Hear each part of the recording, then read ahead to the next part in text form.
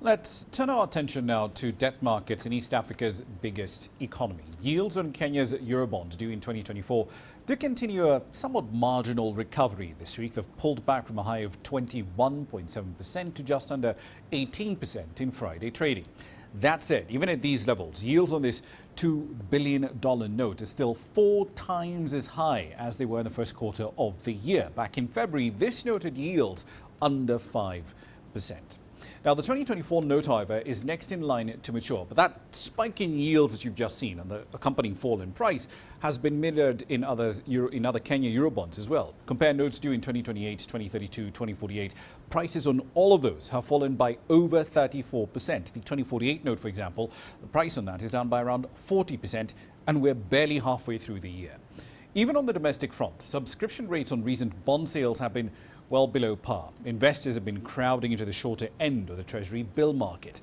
In this week's auction, for example, the 91-day T-bill had a subscription rate of over 350%. A few hours ago, I spoke to Churchill Ogutu. He's an economist at IC Asset Managers. I started our conversation by asking why foreign investors who clearly loved Kenyan Eurobonds have suddenly become quite jittery.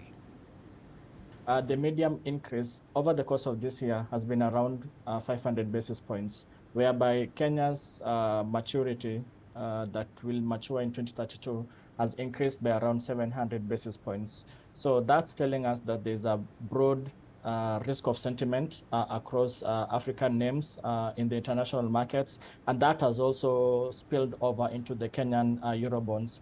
And specifically, we're looking at idiosyncratic risk. We are getting into election in the course of in a month's time. We also have the currency issues that have roiled foreigners. So also that has also contributed to the spike in Eurobond yields for Kenya. Is part of the issue here that the conversation around how debt is being treated ahead of the election? Because we have two very different ways in which the two leading candidates are dealing with the matter. You've got the incumbent deputy president, William Ruto, saying, he's just going to slow down on debt, but he's not talking about restructuring. You've got Raila Odinga, on the other hand, who's saying he's going to restructure parts of Kenyan debt. Is that part of the problem here? Yeah, that definitely has contributed to the spike in yields.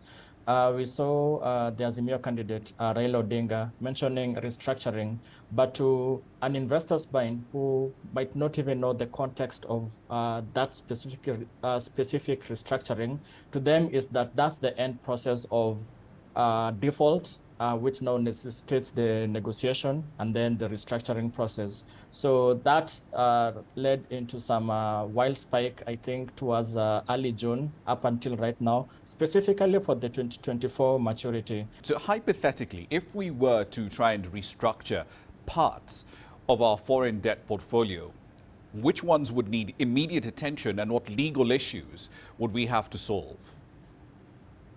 Yeah, if you look at the foreign debt composition, it's broad. It's mainly branched into three broad-based categories. There's the multilateral lenders, the IMF, the World Bank.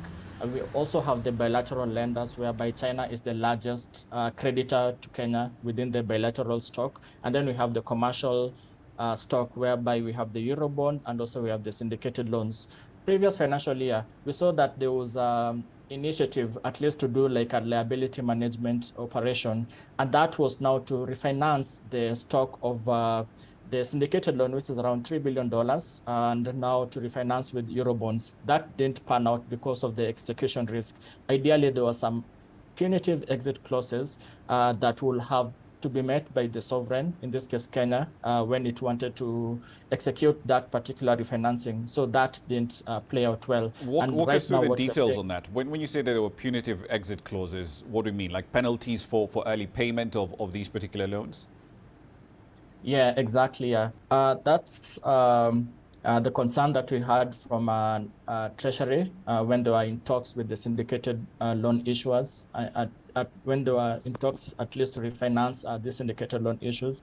And with the nature of syndicated loans, it's usually opaque. So the specifics haven't been publicized and published.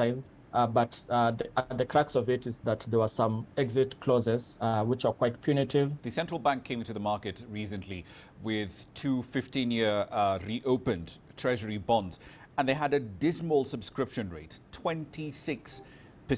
And in one of those notes, I believe, that the coupon rate essentially capped at 12.5%. What is going on there? I think when it comes to the domestic market, one thing is clear. There's a tug of war between supply and the demand factors. The demand side is looking at the current risk environment. We are seeing there's a 50 basis points increase towards the end of May, and also the rising political temperature in the country as we tee up to the election next month. So that to us and also the inflationary pressure that has started picking up.